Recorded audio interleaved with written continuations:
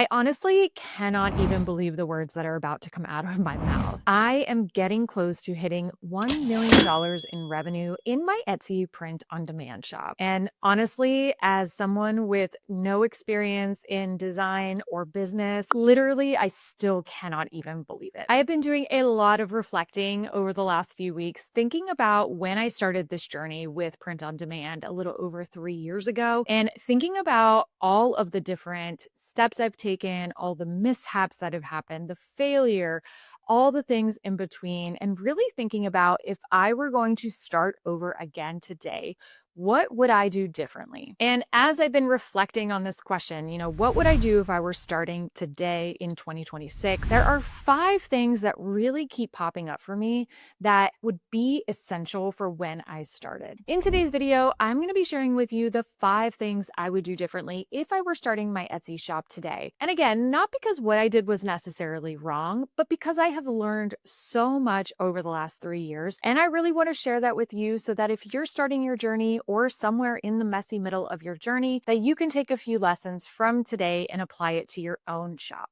If we haven't met before, hi, my name is Emily. I'm a mom of 2 young kiddos with a background in education who started this Etsy print on demand journey with no experience and a lot of delusion. I was determined to make this print on demand thing work because I absolutely love the idea of being able to build a whole business. And honestly, at the time, I didn't even want a business, just a side hustle, flexibility to be with my kids, flexibility for financially for our family. Those were the things I was looking for.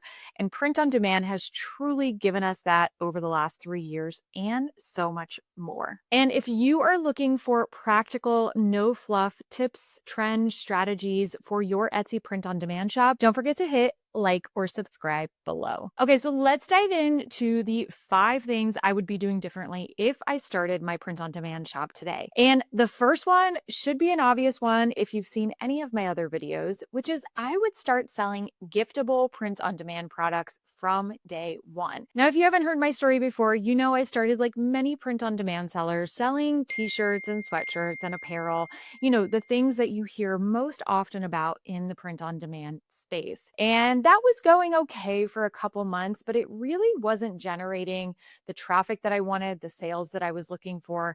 I knew I was learning a lot, but I felt like maybe there was something different that could work for me. And one day I stumbled across selling candles. And honestly, since that day, my shop trajectory has changed completely. I started focusing on giftable products, think journals, candles, mugs, tote bags, etc. And that is where I realized that there is so much demand on Etsy for gifts. Etsy has been positioning themselves as the go-to place for unique, meaningful, and custom gifts.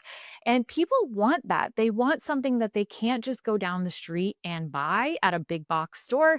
They want something that speaks directly to the person they are giving that gift to. And if you think about when gifts are being given, it is all year round. Birthday parties, retirements, teacher appreciation, so much in between there. And there are so many opportunities on Etsy to create these simple yet special gifts for Etsy buyers. Moving on to the second thing I would do if I were starting my Etsy shop today, and that is add personalization way sooner. Now, before you completely turn off this video, there have been major updates to personalization on Etsy, and this is honestly changing the game. So if I were starting today in 2026, I would be adding personalization from day one, not waiting several months, not waiting a year. I would be customizing immediately. Now, why is that? So to piggyback on what I said with gift products, Etsy buyers are coming to the platform because they want custom and unique gifts. They want custom products. They want things with their name on it or the person they love's name on it. They want it with their wedding date or their bachelorette party location. And so they are looking for specific custom gifts or products that they can't find anywhere else. Now, again, as I said, don't scroll away. I know when people hear personalization, they think it takes a lot of work. So what would I do from day one? I would now utilize Etsy's new personalization update, where they are allowing us to add text fields, list of options, and even allowing customers to upload files or photos right when they purchase. I would then pair that with one of my very favorite tools that I literally I could not run my Etsy shop without this tool because I use it every single day, all throughout the day. And that's Anywhere POD. So with Anywhere POD, I can set up those personalization fields. And when that order comes in, it's automatically going to be added to my product. And this has been a huge game changer for scaling my shop. I mentioned in a video recently that my sales have gone up over 70% just in 2026 compared to 2025.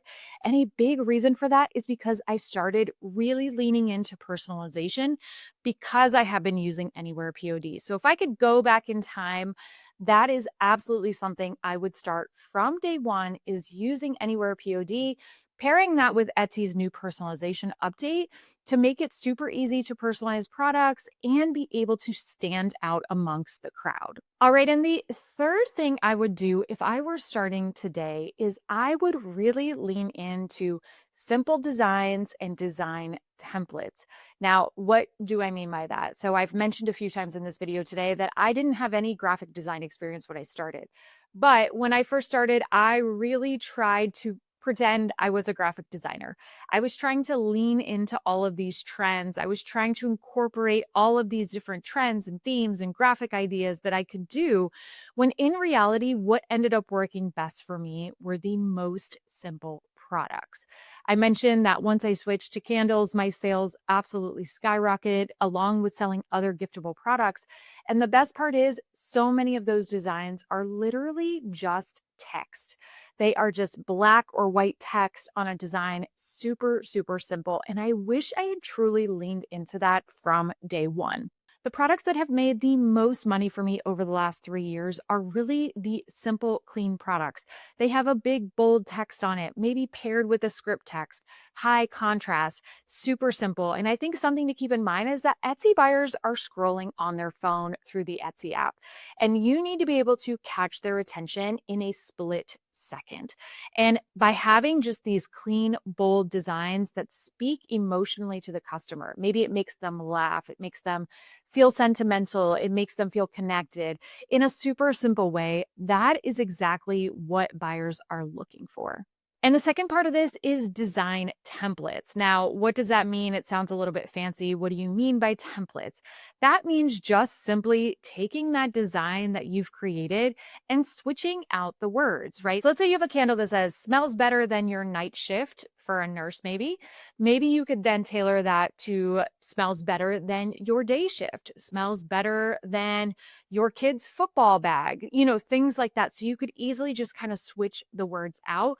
And that is honestly where you can save so much time. So you're not starting over. So keeping it simple and using those design templates to repeat those designs over and over again without reinventing the wheel is a very critical part and something I wish I had started doing from day one. The fourth thing I would absolutely do from day one is invest in high quality mockups. Now, mockups are such an important part of the recipe of an optimized listing, of a listing that's going to sell.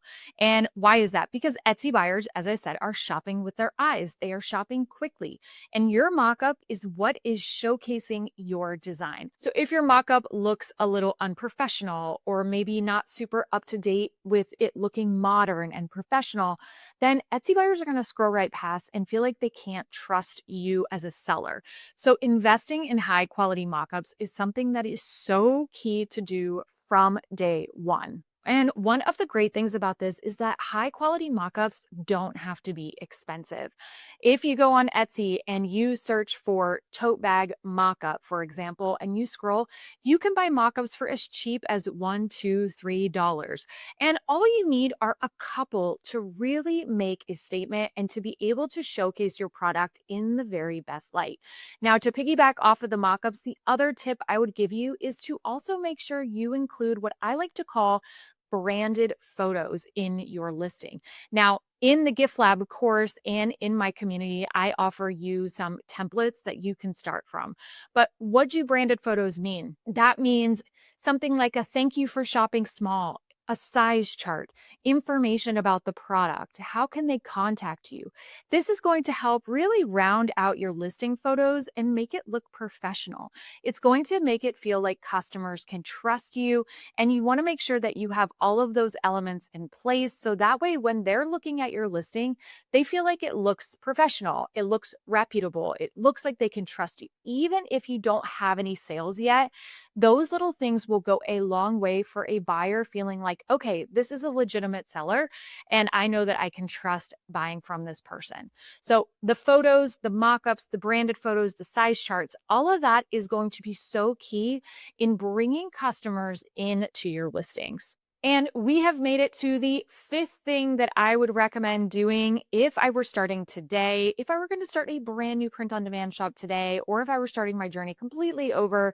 This fifth thing is one of the most important. And as someone who is maybe new to this, or maybe again, you're in that messy middle, this one might feel like, whoa, that might be a lot. But honestly, this is a simple thing that you can implement. And that is building systems from day one. And here's what I mean by that. In my first year, I did everything manually. I created every listing manually. I individually created every single mockup. For any personalized orders, I was doing those manually, creating a design every single time, uploading it to Printify. I didn't have a lot of templates. And so this made the process for listing, order processing, everything in between so much slower, and also kind of created this really disjointed system. And I had things all over the place. And honestly, it was fine until it wasn't. When things really started to get busy and things really started to take off, I realized very quickly I need some systems in place to be able to make this work. And I wish it's something I had done from day one so that I wasn't scrambling after the fact. And honestly, still 3 years later, sometimes there are things that I'm like, oh my gosh, why did I create this way? I wish I had done things in a more streamlined way. Now, what is the answer to this problem, right? So, what is the solution? And this is the second place that Anywhere POD really comes in big for me and for my students in the Gift Lab community, because one of the things they shared with me as well is that if they were starting over, they would also start with Anywhere POD from day one, not thinking of it as this expert tool, but thinking of it as a way to organize your entire Etsy print on demand shop and business. So with Anywhere POD, I have all of my listings centralized in one place. If I'm using different print providers, they're all still in one location. All my personalization is optimized. I have my AI prompts all saved directly in there, all my custom fonts. Everything that I need is truly saved directly in Anywhere POD. And then on top of that, I'm able to automate mockups so that I'm not having to individually create those every single time. I'm able to create listing videos right there and so much more. And really, what it has become for me is a hub for my Etsy print on demand shop. And as I said, for my students as well. It's really become a place that all my listings and orders funnel through now. And it has allowed me to have so much more organization in my Etsy shop. The other thing it can do is, as I said, with design templates, I can easily duplicate products and apply the same personalization or use the same mockups. I can also use something called the rapid lister to be able to list multiple products at a time. So really the features are endless, but what's most important is the transformation of what it's done for me and my students in their Etsy shops. It's just allowed us to have a central hub, that organization tool, that system, that strategy to be able to simplify, honestly. And that has been so key and something I wish I had when I first started. All right, so I've thrown a lot at you, but if I were starting over today after almost hitting $1 million in revenue in my Etsy print on demand shop, there are 5 key things that I would be doing from day one. Number one would be focusing on gift print on demand products like mugs and candles and journals. The second thing I would do is implement personalization from day one, combining a tool like Anywhere POD with Etsy's new personalization update, making it super seamless. The third thing I would do is focus on simple designs and design templates. And the fourth thing I would do is invest in high quality mockups, making sure all of my listing photos look professional and branded. And the last thing I would do is create systems from day one. And my recommendation is using a tool like Anywhere POD to do that in a very simple way. None of this has to be complicated. And, I wish there were some magic loopholes or hacks that I could share with you, but it's not like that. A lot of it boils down to doing the simple things well, really scaling back, focusing on the things that are most important in your Etsy shop.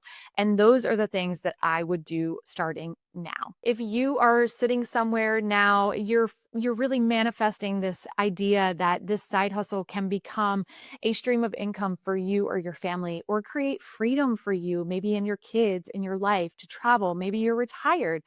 These fundamentals work across the board, regardless of what product you're selling, where you're at in the journey, if you're just beginning, if you're in the messy middle, if you're scaling, all of these fundamentals still apply today. And I think that's what's so important to keep remembering.